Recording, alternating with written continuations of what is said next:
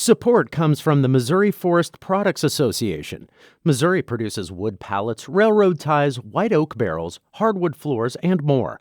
Details on the variety of products made in the state are at choosewood.com. From St. Louis Public Radio. This is St. Louis on the Air. Sometimes it is inside the darkest places that we find the brightest light. However, the light is not always external.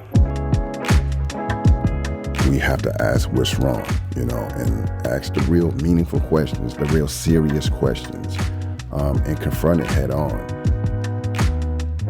And a lot of times, because of the answers that we may be presented with, we're kind of shy of it. And it would tell us that we're not as far off as a society as we would like to think. In these 22 years I've been here, I have become a different person, exact opposite person of who I was. When I get out, I want to help people here that have talent to be able to get it out there to the world. What I've learned while I was in prison is that we are so powerful. And I just don't want him to succumb to the idea or thought that he is irredeemable. We know that the truth is contrary to that, and I just want him to tap into the best of his humanity. I'm Emily Woodbury.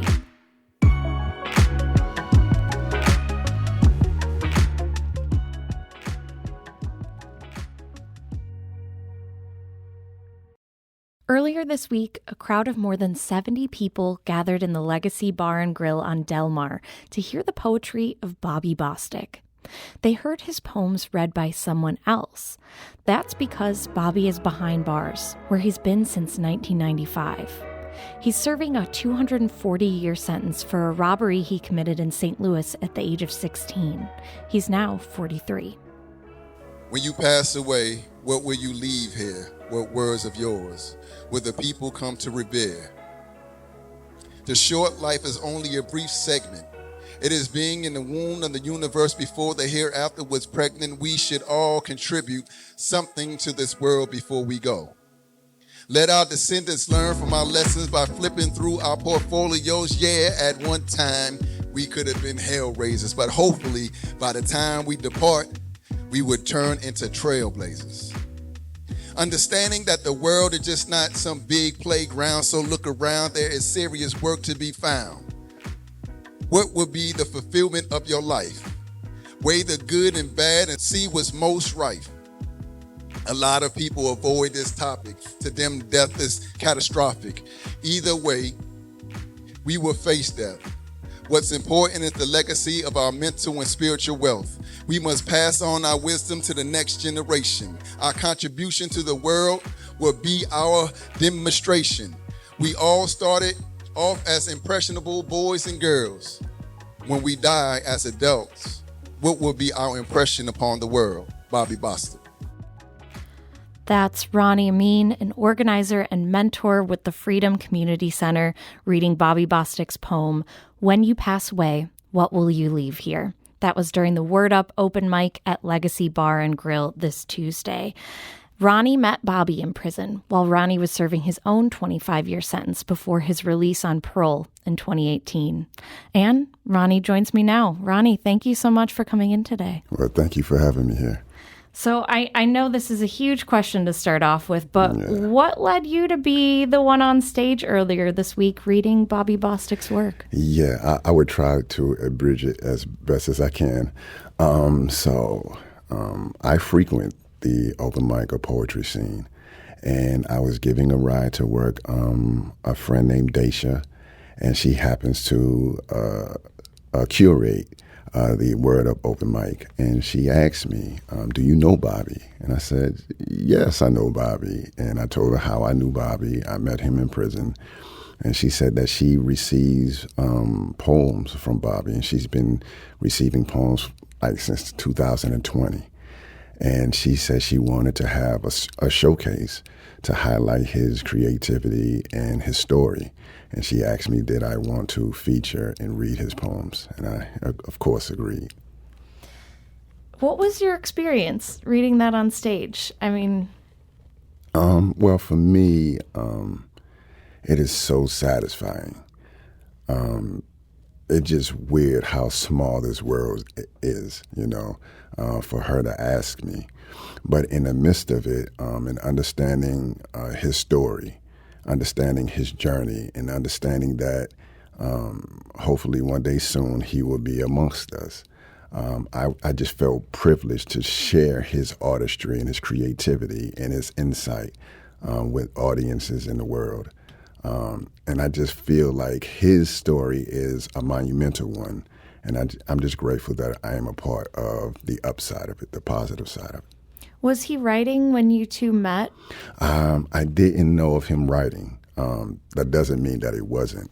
I just didn't know of his level of poetry and creativity.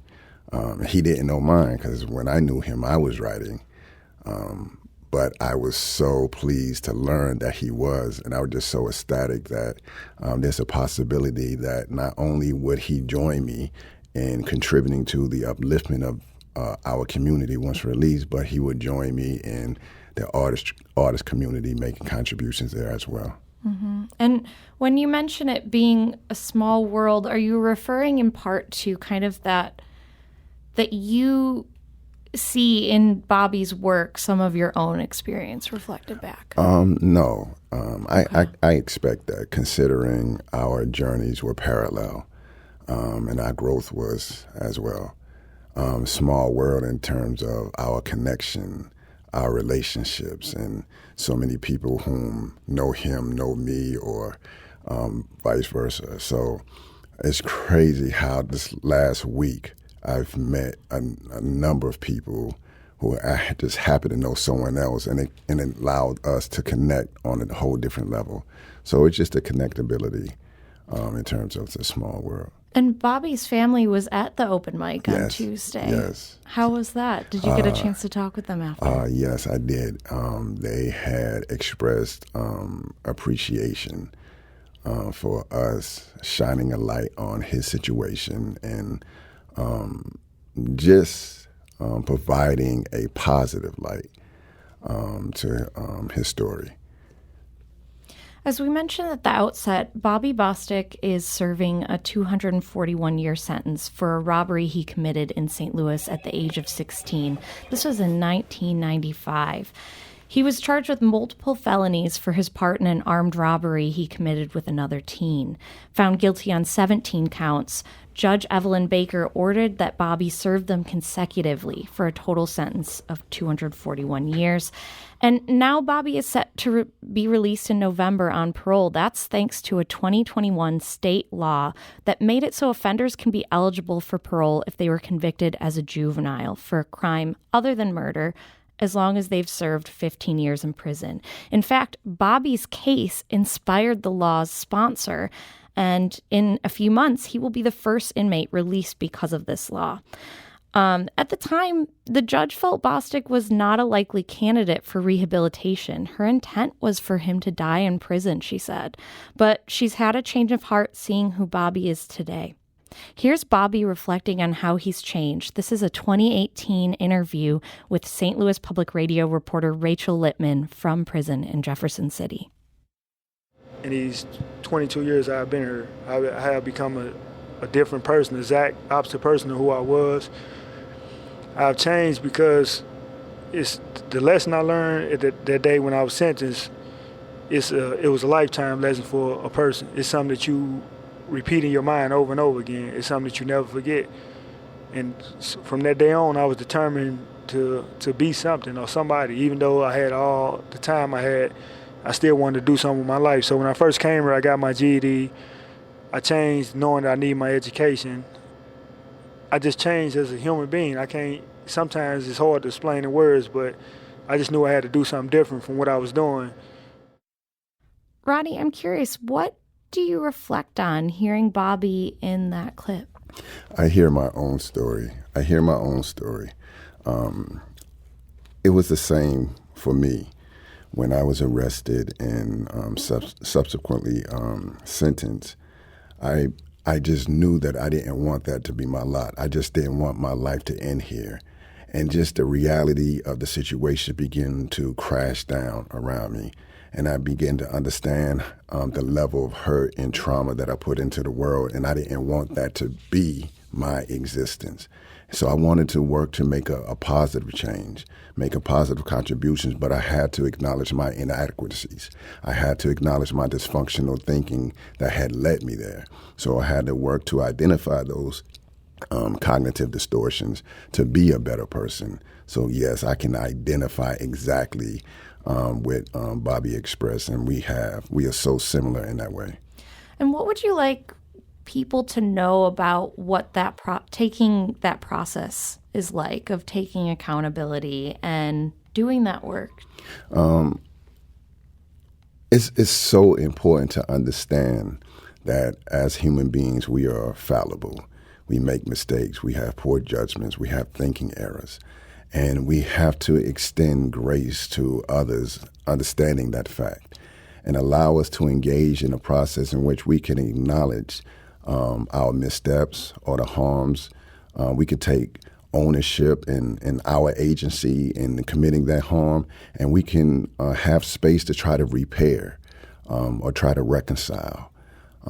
This is just humanity, but a lot of times, man, we hold people to harsh standards and don't allow them the opportunity to acknowledge their wrongs and try to make it right.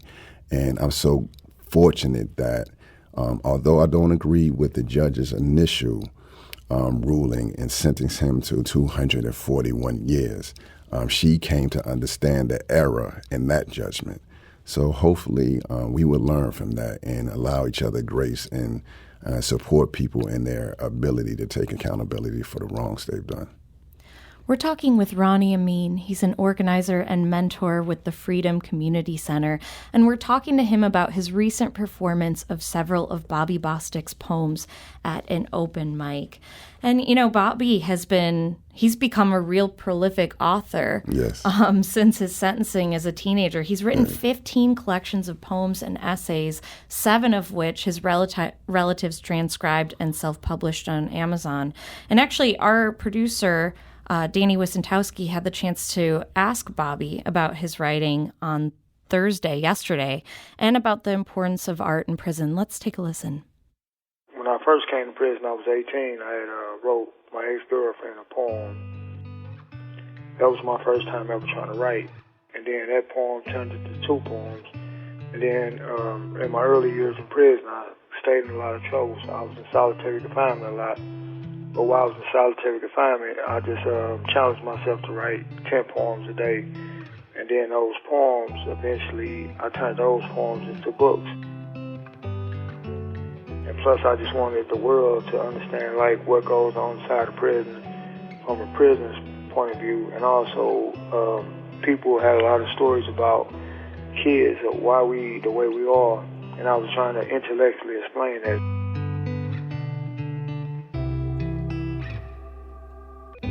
So I just sat in my cell and read book after book. And after I read so many other books, I just decided to put my thoughts on paper, and that's where my books came from.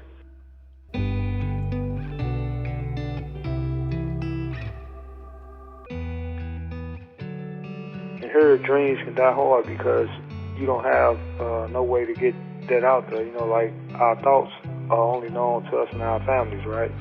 Because we don't have a platform to get that out there. But it's a lot of talent in here, just raw talent. If people know how to package their talent and get it out there, I was able to do that through my books.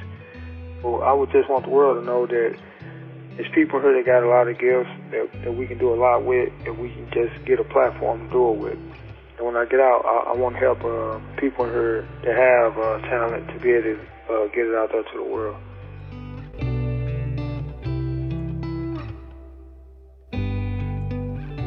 That's Bobby Bostic reflecting on how writing, poetry, and art have helped change his life. And our producer also asked Bobby to read a portion of his essay. This is The Redeeming Value of Art in Prison.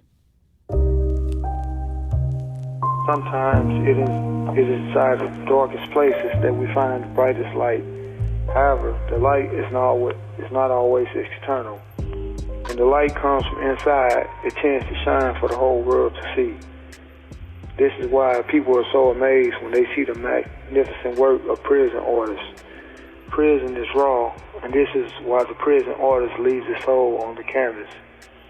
Whether the prison artist is writing, doing music, or drawing, or painting, they always have to express themselves in a soulful, deepful manner. It is like they are trying to redeem themselves from their past. Prisoners tend to find atonement in their art. With limited resources, they find beauty in the ugliness that surrounds them. In the confines of prison, art represents redemption. Prison art screams out at you in many ways. It tells stories of longing, pain, need, wonder, beauty, and sometimes the divine. In creating such meaningful art, the prisoner finds meaning in their own life. This is how they redeem themselves. In many cases, their talent is all that they have to give.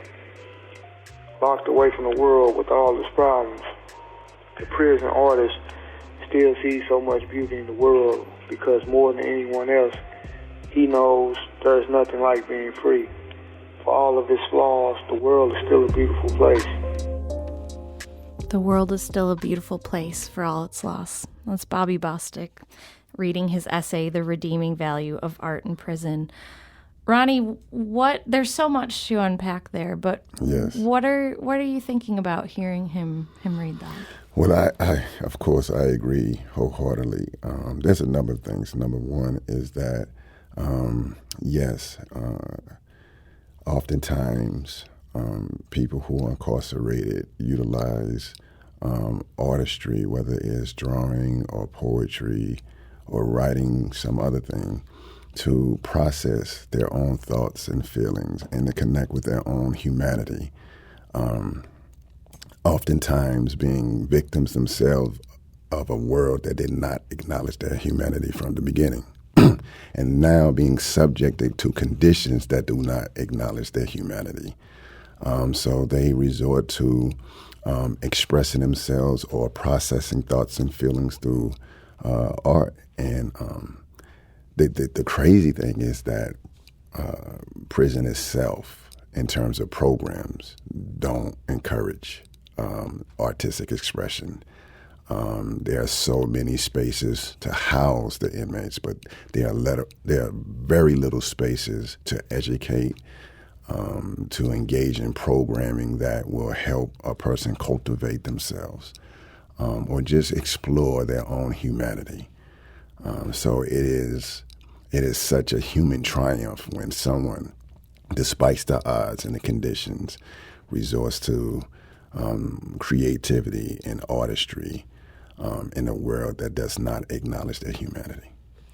Do you think that speaks to what the goal of prisons is? Because, we heard, Bobby talk about how, creating art, writing can be a huge step towards rehabilitation, and you talked about doing the work, to kind of, change your own mindset while you were behind bars. It seems like, bringing creativity, bringing art and programs to prison could be a real step towards rehabilitation. Yes, and there was a time that it was, but over time it's become more about just housing and restrictive measures as opposed to allowing an individual to become empowered by his ability.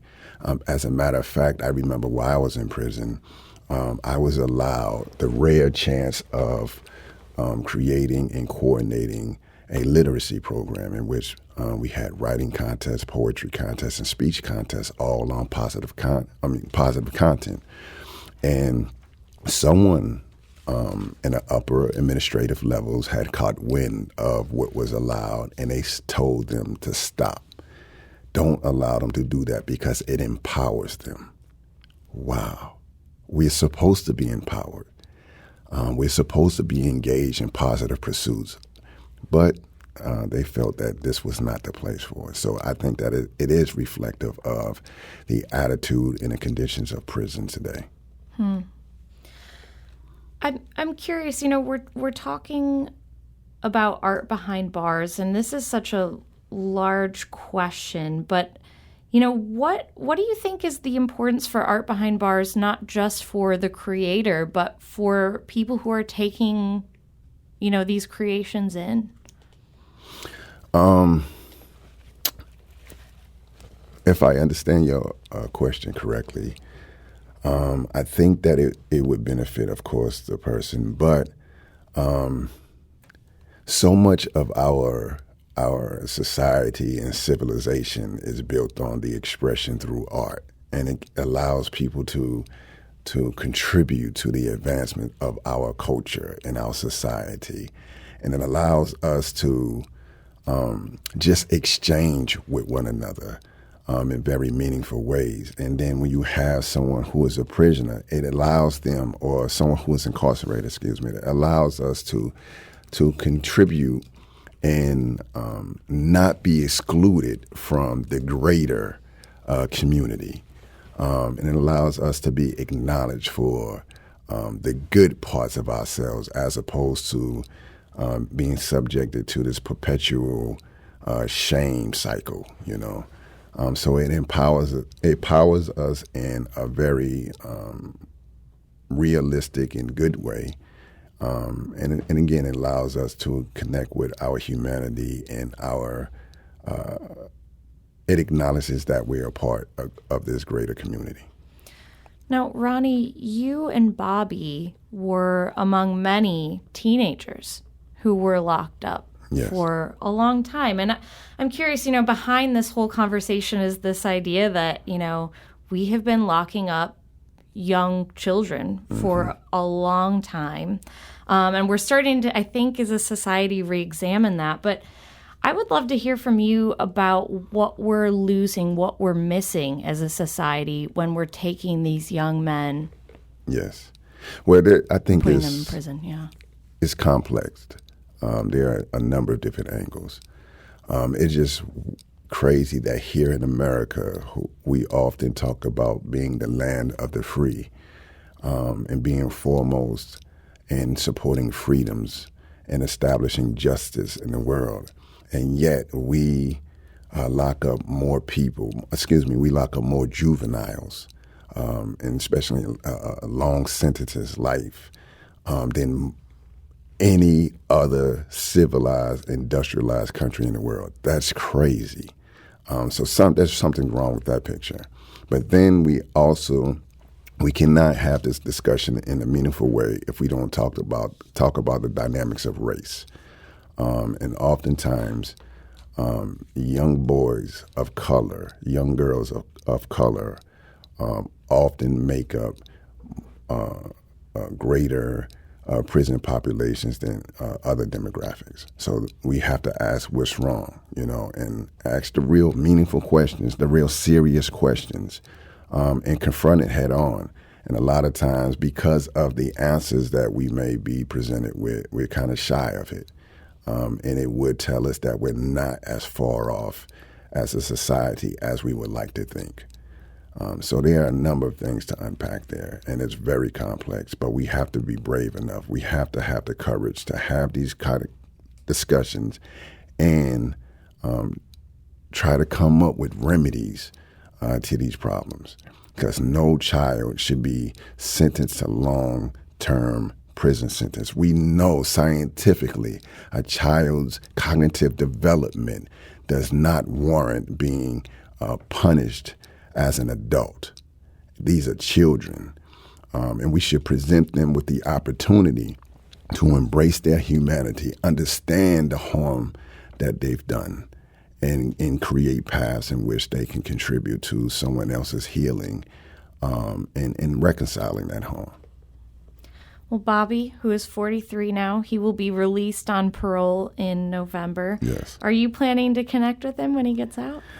If I do, I would first have to contact my parole officer because it's against my parole to be in contact with someone else who is on parole. So I would have to get an okay. But if the okay is granted, of course, I would love to be there. I would love to work with him. Whether it is art or whether it is on social issues or just the upliftment and contribute to our community. He has so much wisdom. And if we're talking about addressing harm and crime in our community, it's best to tap into the resource of those who've committed harm. And we could relate to these young men and women in a way that no one else can.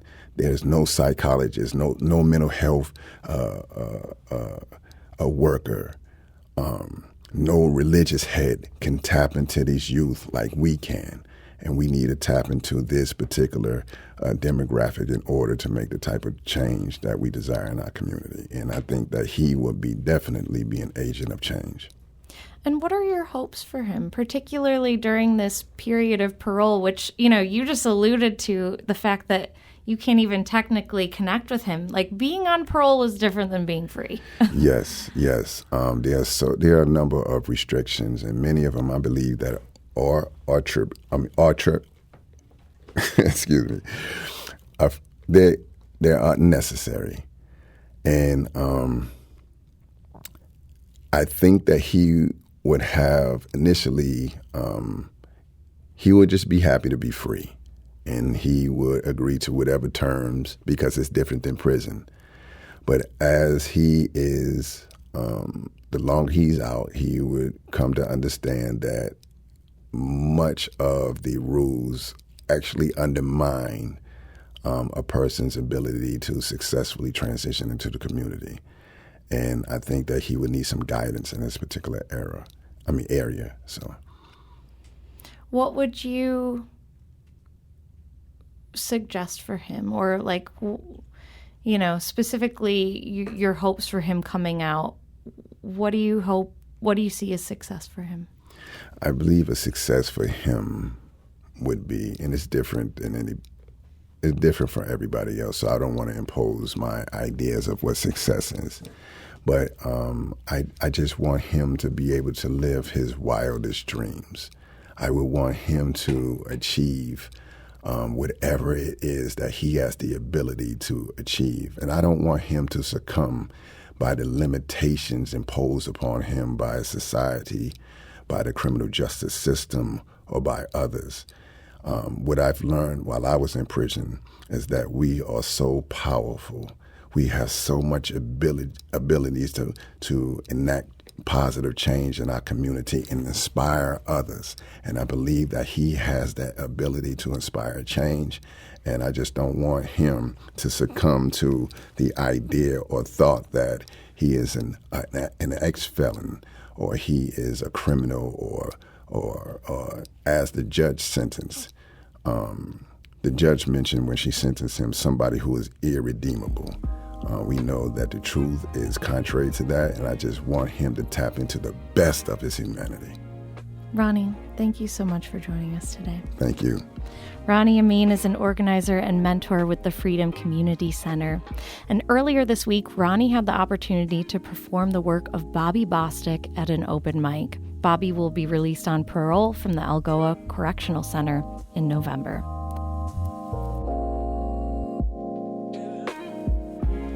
This episode was produced by Danny Wysentowski.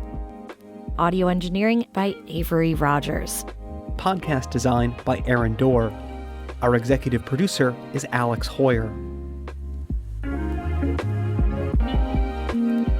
St. Louis on the Air is a production of St. Louis Public Radio.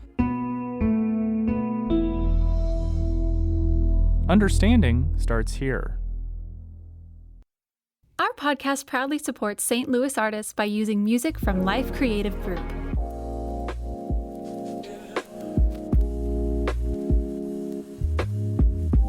Do you find find yourself regularly listening to episodes of St. Louis on the Air? Suggest us to a friend you think might enjoy our conversations, and leave us a review and rating on Apple Podcasts on the App Store. It's the simplest way to help people discover our show. Thank you. St. Louis Public Radio is a member-supported service of the University of Missouri St. Louis.